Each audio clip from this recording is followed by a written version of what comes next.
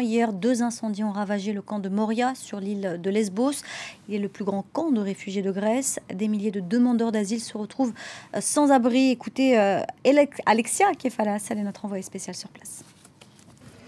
Écoutez, il y a un calme assez intrigant qui règne ici depuis ce matin. La plupart des migrants et réfugiés, près de 13 000 personnes, ont dormi à même le sol. Il n'avait ni tente, ni autre endroit pour aller dormir. Alors, ce qu'on lit dans leur regard, c'est véritablement le désespoir. Beaucoup d'enfants, beaucoup de familles, beaucoup de femmes qui n'ont absolument plus rien, peut-être un seul sac en plastique.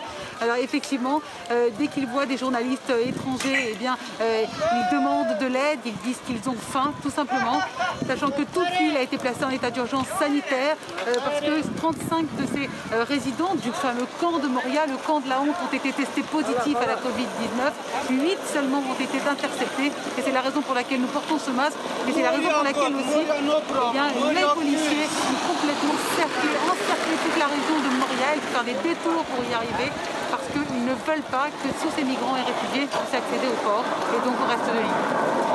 Et Alexia, on le sait, la tension règne toujours entre les habitants de cette île depuis de nombreuses années et ces migrants. Est-ce qu'il y a une solidarité qui se met tout de même en place ce matin ?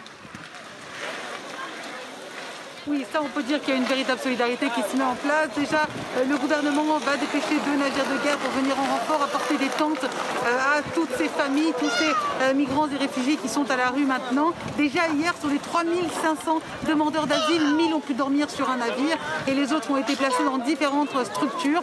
Il faut savoir que les ONG sont très mobilisées ici sur place, mais effectivement les autorités locales aussi qui ne veulent pas que cette situation dure, à savoir des dizaines de milliers de personnes dans la rue avec rien et aucune protection, notamment tant sécuritaire que sanitaire.